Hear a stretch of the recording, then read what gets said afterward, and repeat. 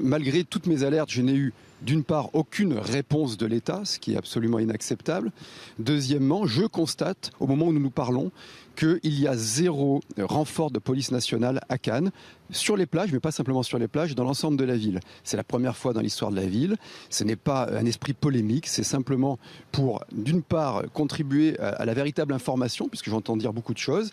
J'ai attendu, pour le redire, la fin du deuil national. Je le disais aussi avant l'attentat de Nice. Il y a un contexte terroriste, c'est une évidence, mais pas seulement. Il y a une délinquance de droit commun. Nous avons des destinations extrêmement exposées. La ville de Cannes, c'est une des plus exposées en France, indéniablement.